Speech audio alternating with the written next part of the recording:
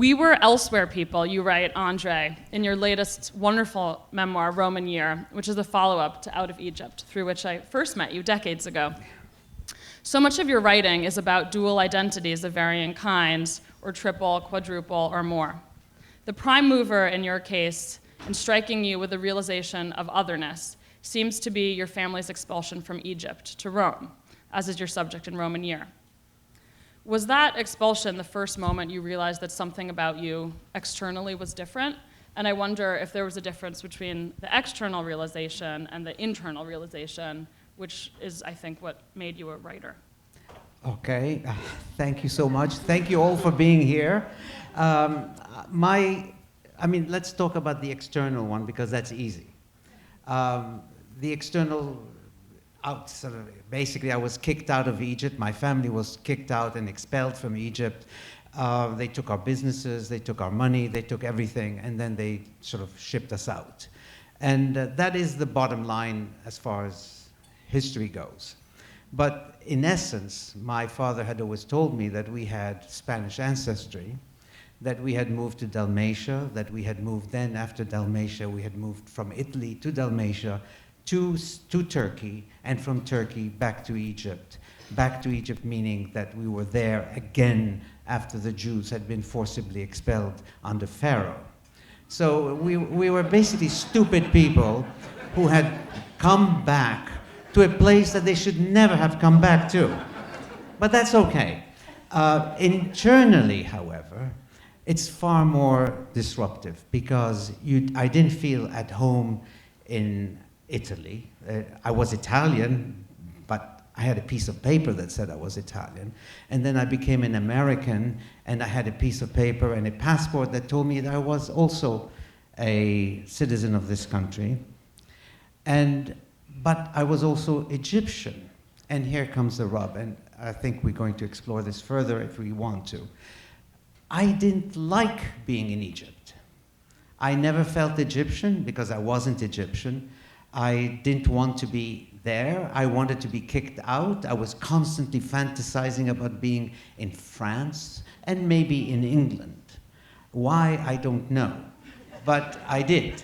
And so I didn't want to be in Egypt. It felt like a backwater of a place that I had no business being in the first place. And that is why I am so confused, because I don't have an identity. I don't believe in identities, and we can discuss that further.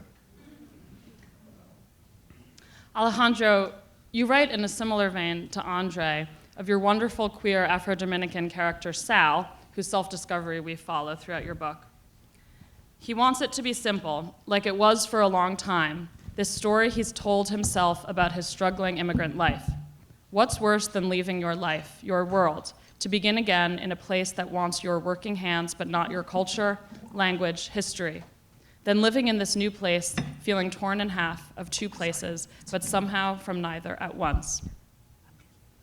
Do you feel that it's this realization of difference, of thinking that diverges from what you're living, from what you're acting and what's being acted upon you, is what makes a person a writer? Obviously, André is joking about the biblical experience, the biblical story of Exodus, but I do think that each of us at some point feels cast out. I have two small children here, and I think, watching them learn what is shaped in the world around them, and then what they experience as different. Is that what made you write this book? Yeah, that's so interesting. I'm always thinking about how I came to English. When thinking about what made me a writer, I think about the books that I read when I was a teenager. But really, I think about what it was like to leave my home behind when I was 7 years old, to go to move to the United States, to the Bronx specifically, and to have to learn a new language at age 7. I'm from the Bronx, which is a beautiful, complicated place. It's also a very tough place. Yes, thank you. It's a very complicated place, and I remember the very first thing that I learned to say in English. I was in the cafeteria of my new school, and I was hanging out with my new friends, and there was a boy looking at me from across the cafeteria, and my friends next to me said, "Tell him, what are you looking at? What are you looking at?" which is a form of defiance, right? For me, learning English was about learning to survive the world that I had sort of been thrust into.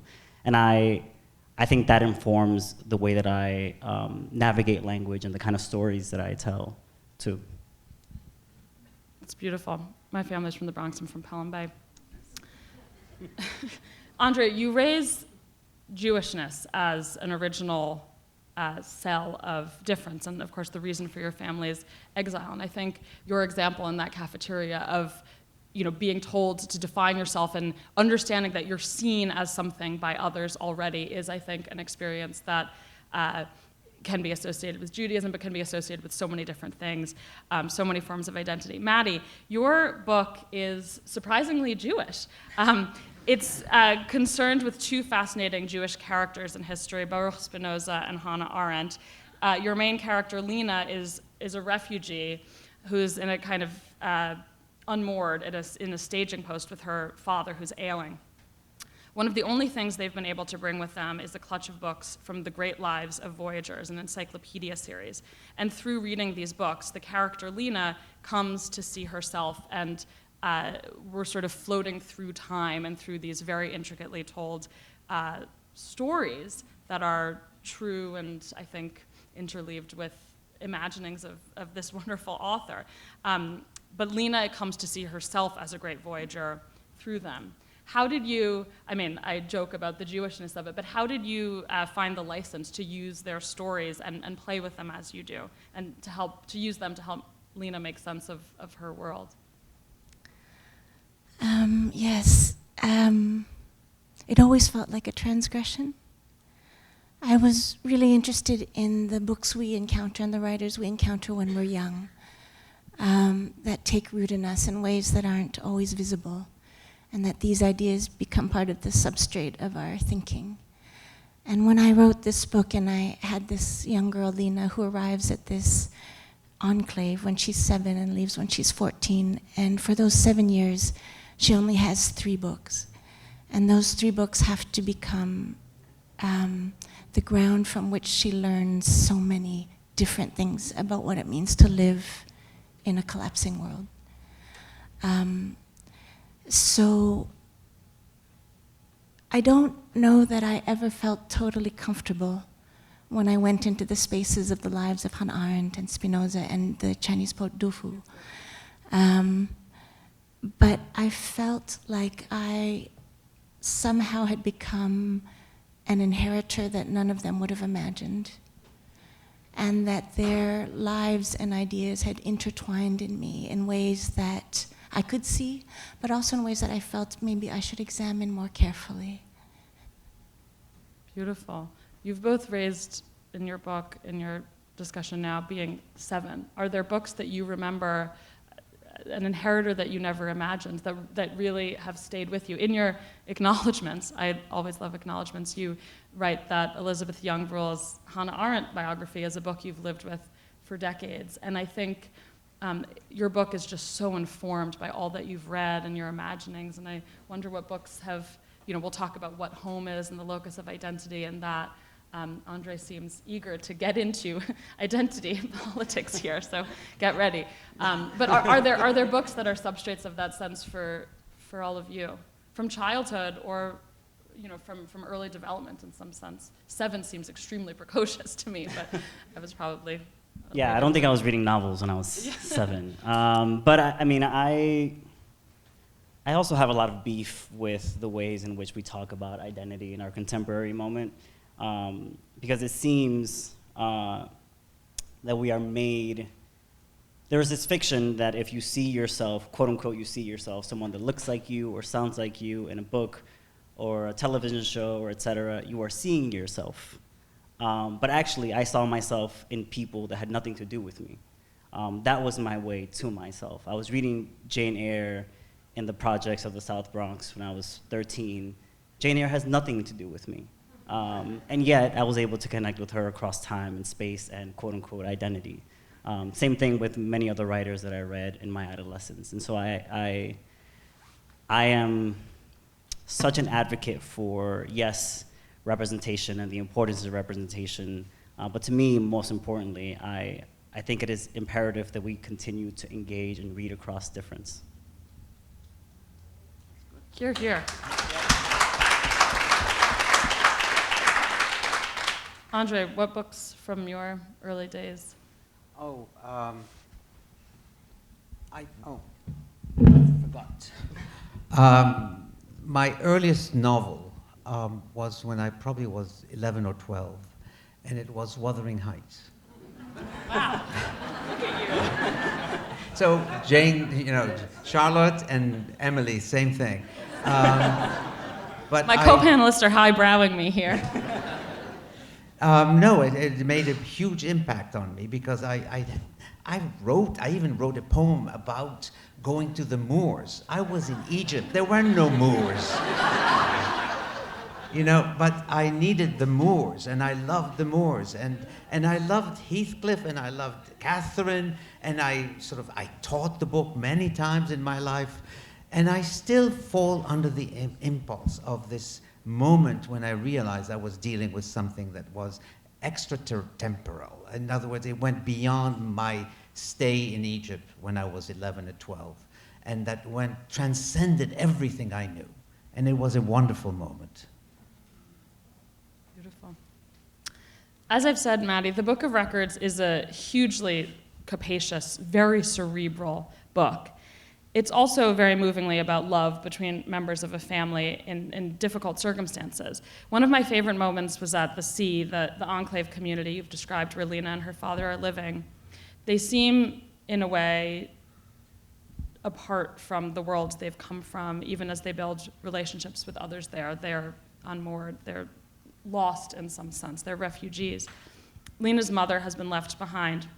This is a snippet I'm going to read from a discussion of the stories that Lena is so immersed in. 3 histories, a character says, but each one is a different reality. Is the moon at home or is it a foreigner? Are we watching its beginning or its ending? This is Lena speaking. My father nodded.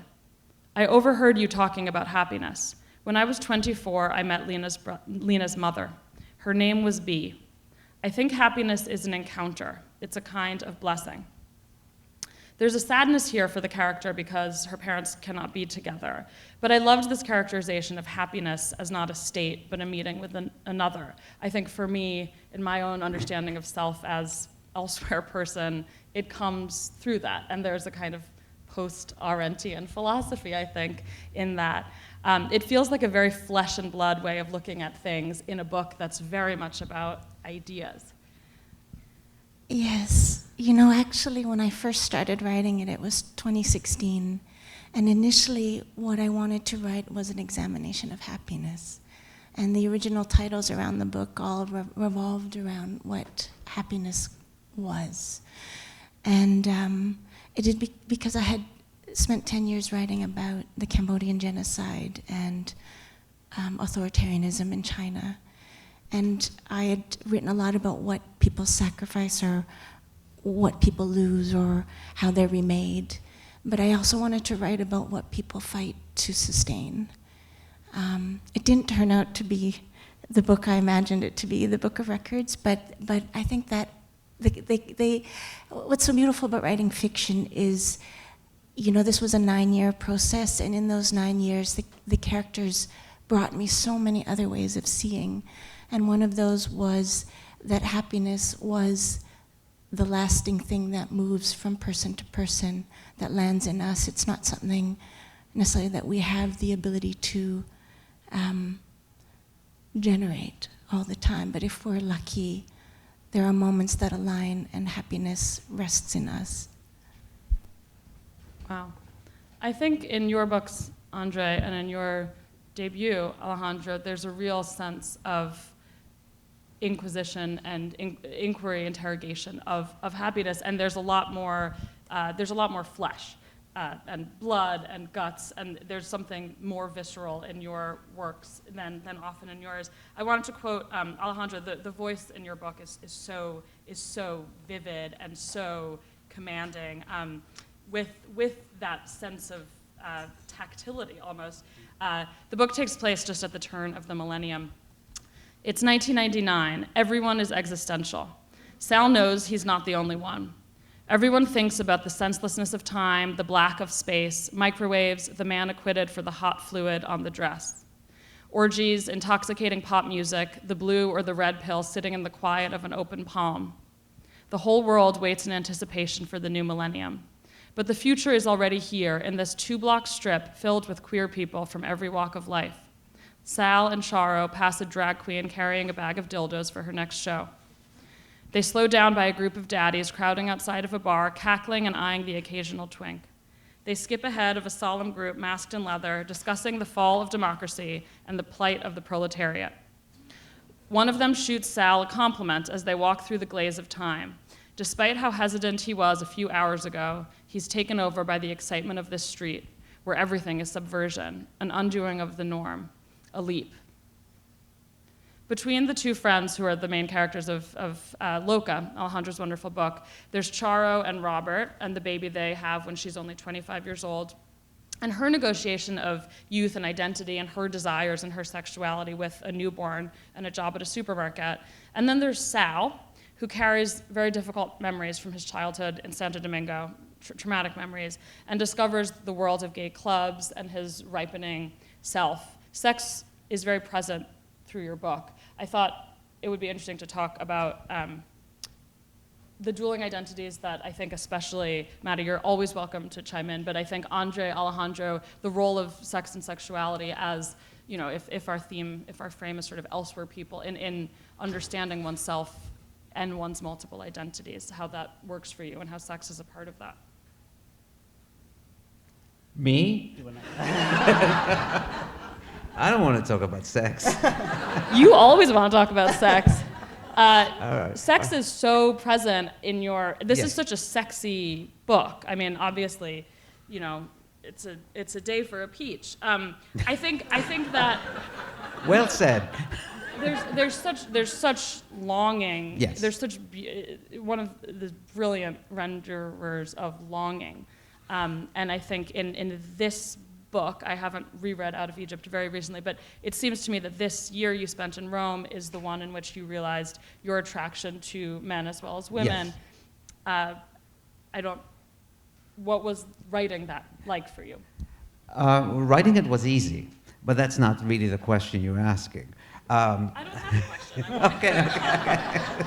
No, writing was easy because that takes nothing. I mean, you just describe a situation where you have a sexual encounter, then you have another sexual encounter, but it actually takes a lot. actually, those were not difficult to write. What is difficult to write, it's not having sex, but it's wanting to, and not wanting to want what it is that you want. That becomes difficult, and that is where I like to go. It's easy to describe sex. I mean, come on, there's nothing going on. There's just two people coupling and that's it. But why am I saying this? There are children here. Oh God, oh my. My kids are walking out now. Okay, Jesus. I have to be censored, okay. No, but basically what I'm really trying to describe, and I did it in many of my books, but in the last one, there is an attraction between myself at the age of 17 and another boy who is 17 or 18. And it's inadmissible that I should want that. And so I'm trying to not see what it is that I'm obviously seeing. And not being able to do that is difficult to write. In other words, you have to arrive at it obliquely and meander around it, as happens in Call Me By Your Name at the very beginning. He is attracted by Oliver, but at the same time he doesn't want to be. And that, for me, is the difficulty of writing. The rest is not so difficult. I'm repeating myself. So.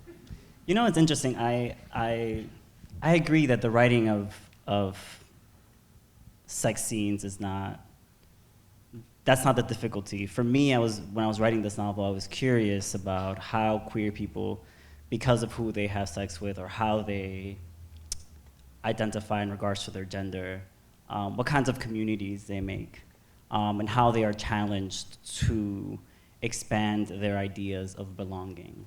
Sal and Yadiel, who is one of the other characters in the novel, are very alone. And I'm very interested in sort of queer isolation, even when queer people are surrounded by traditional family structures or not. These are characters who are pushing themselves or are pushed to resist the idea of sort of what's traditionally called sort of relationship hierarchy, that your partner should matter more than your friends or your family member, your parents or whatever should matter more than the people that you choose in your own life. That for me was more interesting in regards to queerness, right?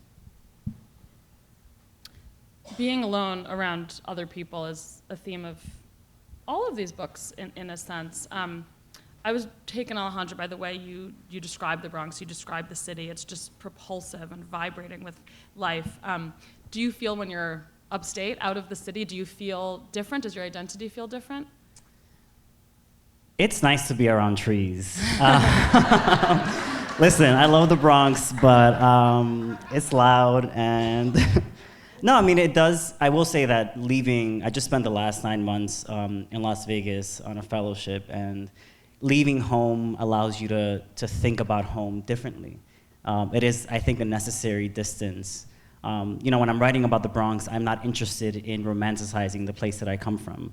If I am romanticizing it, then I am reducing it. Or if I am sort of trying to make some kind of political argument about the value of the place that I come from, to me, I'm not writing fiction, I'm doing something else. And so I think that distance is really helpful. So whether I leave for a weekend or for 9 months, it's helpful to understand and see the things that I am not seeing about this place that I love. How does a change of place affect your writing? You're all so concerned with place in your books. Change of place of where we're writing, or change of place of what we're writing about? Geographic, physically.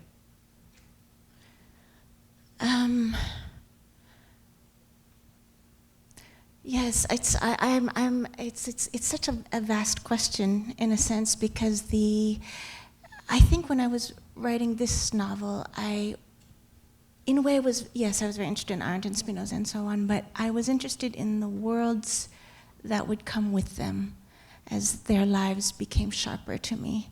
I was really interested in actually the space around them, the space that gave rise to the ideas that we will come to know them for. And it was that bristling and that I think when you guys were talking about what is easy to write and what is difficult to write, I think for me maybe the hardest part is that I tend to know less than everyone else in my books. And it feels like I'm the one who has to take years to learn to see what they could see all along. And that for me is the hard part, and I've never quite figured out how to see better, quicker, and more clearly. And that seems to be the struggle each time. I agree. It's a good point. It's a very good point. I don't see things. I mean, I'm just answering the question, but not answering the question, but I don't see things. So when I went to Ramallah once to just write an article for the New York Times, I was with a photographer, and he was constantly saying to me, "Oh, look at that. That's interesting. And look at this." And I said, I never saw anything. Basically, he was pointing to a host of things that he took pictures of, but I never saw it. I don't see well. I don't imagine even seeing things. I have to be told. Do you think as novelists we feel the texture of things? Yes. We don't really pinpoint it with our eye. That's right. You're kind of tapping into something else. Yes. Yeah.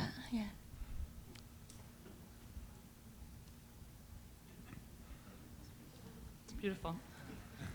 It's a very, I would say as a reader of yours, it's a less generous view than I would attribute. I think you do absolutely perceive. You write, André, my mother was not a home, my brother was not a home, and via Clelia, where you lived in that cramped apartment that had been a brothel, certainly wasn't home. They were all stand-ins, but I didn't know for what. Is home a place for you? Again, as for Lena's father, is home a person? Have interactions become home for you? Certainly nothing feels like home. So let's expel that idea from even the discussion, because I don't have a home. I have many homes and they're all workable, but they never really are my home where I feel rooted and riveted in. Interactions are also important, and I have to say that I was lucky because I have had a wonderful family that fought all the time, but it was wonderful. I can discuss that further if you want, but you don't want. But in essence, it is finding a partner that is important. But then again, you disclose the fact that you're not exactly convinced that a partner is going to provide the solution. So you find that yourself constantly reevaluating everything you believe in. And ultimately, of course, that's because you don't belong anywhere. So how could you even begin to think that a place belongs to you, or that you belong to a place, or that you belong to your family? Even your family is wrong. And in fact, one of the moments in the book that I thought was very important is that, yeah, we don't like our mother because she's crazy. Maybe mom should die. Yeah, that's a good idea, says my brother to me. And I say to my brother, we basically agree that our mother has to die, which is a horrible thought, okay? And of course, we don't take it seriously, but for the moment of the discussion, it is extremely sort of germane. In other words, if your mother is not your home, if your mother is not that important, what is? And that's, of course... I want to hear your answers as well, but how do you find, I mean, you say, and of course you've been writing memoir for decades now, but you know, you have a family, you have children. How do you say such, frankly, courageous, slightly crazy things without batting an eye? I admire it. I've been, reading it, admiring, and loving your work for so many years, but you say, oh, it's easy to write sex. It's easy to say, I want my mom to die. It's maybe not for everyone, because you have to live. You have to live with her? Yeah. Yes, but basically, because I think that we all have, and I think this is true of all of us, we have two personalities. One is what you might call the public one, the one that we share with our friends, even with our best friends. And there's the one that we have in ourselves. And I think as a writer, you're always writing from the point of view, not of the public person, or of the friendly one, or of the lover, but you're writing from the person who is alone in a room that is dark. And that's where I belong as a writer. What I say in public, what I say now about my mother, who is, she's dead, but I miss her every day, okay? But that doesn't matter. That's public speaking. What I have in my heart is something else. And one of the only person I have to share this with is my brother. And one day, one of us is not going to be around. And at that point, the other person is not going to be able to check on, do you remember this? Did this happen this way or that way? We're not going to be able to have that conversation. And that destroys me. Anyway. Do you feel that you have a home, a sense of home? Is there an interaction, a place, a person, a partnership, a book that is home for you?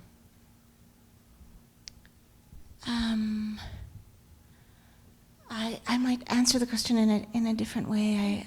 I had been thinking that, one of the lines that I carried with me through the novel is something that Hannah Arendt says about her husband. He was my four walls.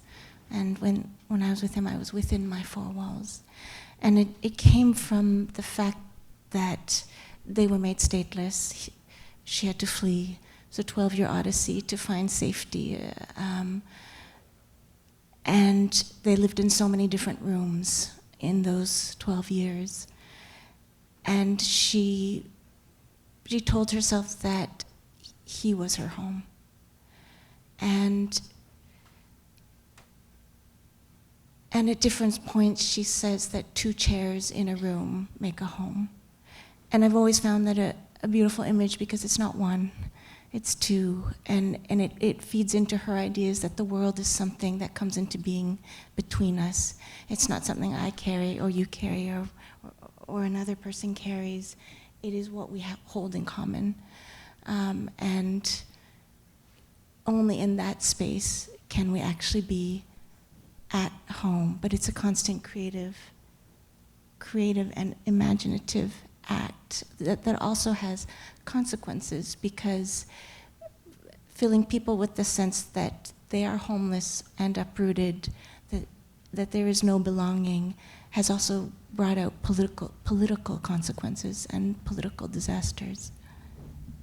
Yeah, I think a lot about Salman Rushdie's imaginary homelands and this idea of sort of the being more connected to the place that you imagine in your mind than the place IRL, right? I think and write so much about the Bronx, which is where I'm from, but I don't always feel totally at home there anymore. And that's something that I try to contend with, honestly. I also believe, I was gonna say something very nice, which is that I feel at home in language. But really, I tell people that the only thing that matters to me more than language is showing up for the people in my life. That there is nothing more important than that. And I think sometimes writers, we are so intellectual, we get so lost in all of our very nice ideas that we are not, I don't know. I certainly sometimes lose myself and I'm not the best person to my loved ones. And that's a responsibility that I take very seriously. That comes through in the importance of relationships and friendship in your book. Do you feel... It's just so interesting because you're also saying that home is an act that we make for others. Yes. That you're partly saying that when it is something you make for others, and that is home for you. I think that's really quite beautiful. Yes, I mean, and I think it is partly because I probably carry around a lot of guilt in regards to writing. Writing seems to me like such a self-serving practice. And so often, or when I shut my laptop, I think, okay, well, I've done all this stuff for myself, all this thinking. How can I be of service to somebody else? That to me feels like home.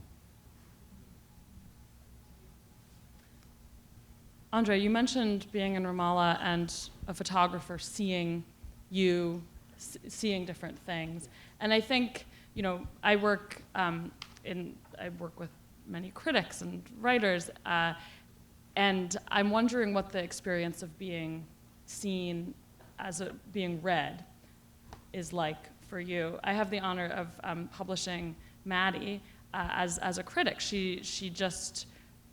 She published a recent essay on Fang Fang, in which I found overlap with the Book of Records and your interest in memory and trauma and persecution and disinformation from, Spinoza's Amsterdam to Wuhan. What's it like being, when I say criticized, I mean reviewed, evaluated, seen in that way, and what's it like working as a critic, which you have done as well, André? Oh, it's me. Okay. Yes, or it's everyone. Okay, fine. If it's not fine, then don't answer. I've been using that word fine too many times today. Actually, it's nice to be seen as the writer. Is that what you're saying? Well, I'm just curious about the interplay between, just in the anecdote you raised of the photographer noticing Yes. things in Ramallah, and you seemed to make a leap that he was also seeing you in some way, or I don't know if there were photos of you, but I imagine there probably were, and so having someone else there Yeah. as part of the assignment, as it were, seeing you, Yes. is analogous in a sense to a work of criticism, and since we've been publishing Maddie's criticism, I'm just wondering what is different between writing criticism, writing fiction, being reviewed. Well, book reviewing is an experience that's totally different from fiction up to a point, because if eventually you bring in the person that you are as a fiction writer into your criticism, and you try to do it so subtly that people don't see it. I mean, that's part of the trick. We have many tricks. But ideally, when people say to me, for example, that something I've written was extremely moving to them, my reaction, my initial reaction is to say, moving? Seriously? Why? Because I don't see it that way. But then I'm a bad seer to begin with. I don't see things that are so obvious to everybody else. I can catalog and I can write them down so that you can see them, but I don't see them. And that is a big difference. So you say that. Has there been a work of criticism that, if you read your critics, where you feel, because you're saying on the one hand, I don't see, yes, but I imagine you at the same time must assert that you know your work and what it is. Do you feel that kind of porous openness when your work is being reviewed? Well, when it's being reviewed, people see good things and they see things that are not so good, which is fine. That's their right to do that. But I don't see what they see. I'm sorry, we're using too many words.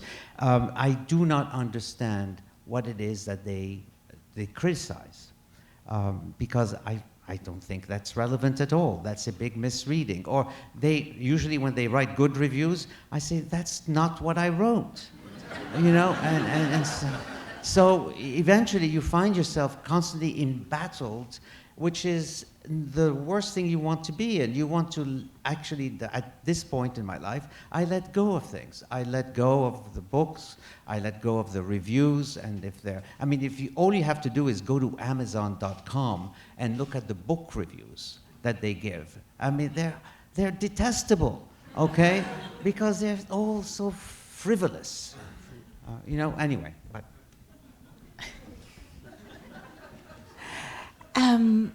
It's such an interesting question. I find it such a fascinating question because of that mirror kind of thing that's happening. And I think there's a time scale thing in that when we're creating these works, we could have been creating them across many years.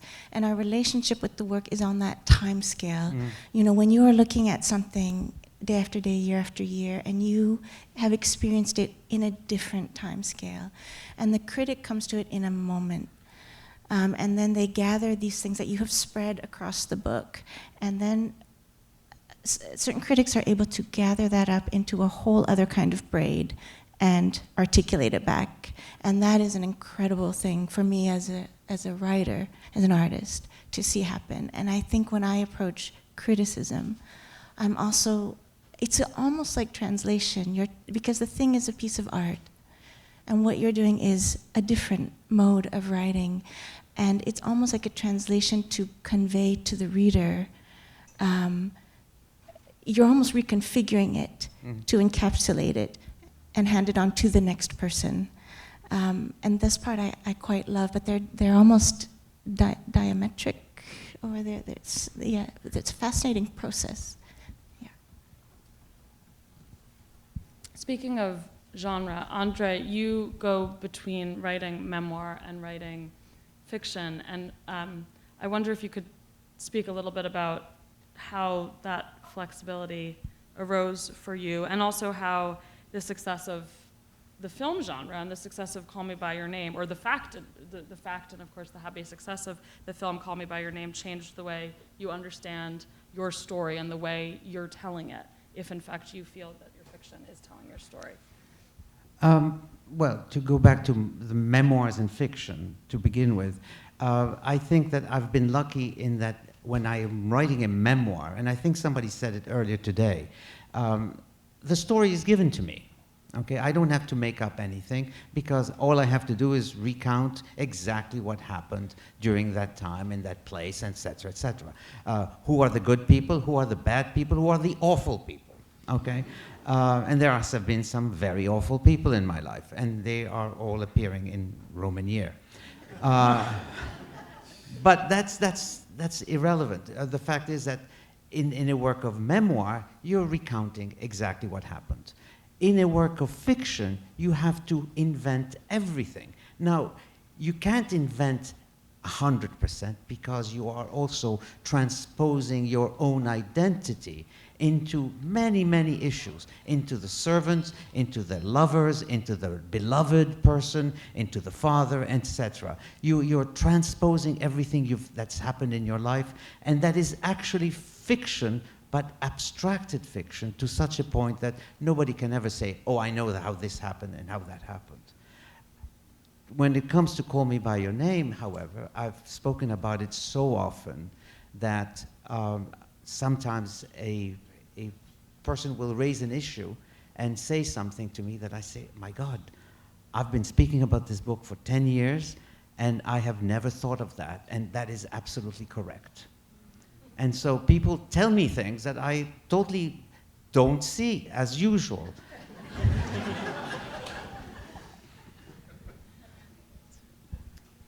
In this time when being queer, being an immigrant, being a person of color feels contested, as though our very selves are up for debate, which they are not, do you feel a responsibility to take politics on directly in your work? I ask this in part to you, Alejandro, who's clearly sort of feeling claimed by the Bronx and also wanting to wrest yourself away from that, the yoke of one specific place. Las Vegas seems like a great non-Bronx location. Do you feel that all art has a political valence necessarily, a political demand in your work? That's a complicated question. It is. We were just talking about this last night. I certainly, yes. The reader has a right to interpret the work how they want to interpret it. I do take issue with some people's work only being read through a political framework. This is something that came up in sort of early reviews of my book. The word intersectionality came up in almost every single early review of my book. And I found it to be, and I was surprised by this, I found it to be very reductive. The reviews are saying that my book was about intersectionality because it is about people who are queer and immigrants and black, et cetera, et cetera. But I am not surprised. I am not a sociologist. I am not Kimberly Crenshaw in 1989 inventing the language of intersectionality. I am writing about human beings. I think sometimes the political framework takes precedence because of the moment that we are living in. It is necessary for us to create political stories to say, immigrants are hard workers, or immigrants are good people, or immigrants are law-abiding people. But I am not an activist. I am a novelist, and that means that I am invested in people's humanity. That means that my characters sometimes have to be bad, or they have to break the law, or they have to do the thing that is wrong, or that sort of refutes or resists the useful political argument that is made to humanize people. So that to me feels like the utility of the novel, and that it can humanize people that are often dehumanized by very good political arguments.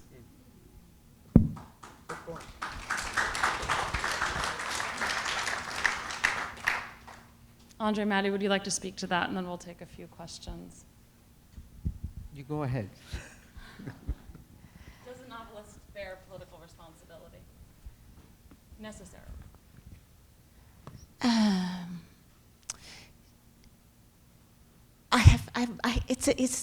I feel as a human being responsible.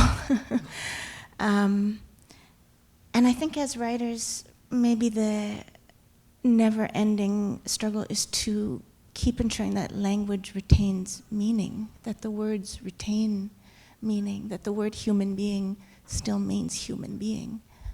And I think that is right now a very uphill battle. And to that I feel a deep responsibility, and it's a kind of, it's continuous, because the times in which we live, and maybe it was all times, this does feel like the minute an idea is spoken, the minute a way of seeing things is articulated, it's immediately sort of swallowed up into meaninglessness, or into a slogan, or into something that we no longer hear. And to keep filling language with actual life, I think, is part of our responsibility. I have to agree with this. It's that I've always hated, and I use the word with moderation, I've always disliked, okay, the fact that I don't like politics. I don't like politics in certain books that are touted as being very important, and I just don't read them because I don't like politics, period. But I do think that the humanity of a character and the humanity of the mold in which one exists is extremely important. And that I would sort of, I don't think I will ever die for a cause, but if the humanity is at risk, then it's worth fighting for. But that's a different conversation that we're not having here. I wish we had time. I have a lot more questions. Thank you so much. Thank you. Yes. Thank you. Thank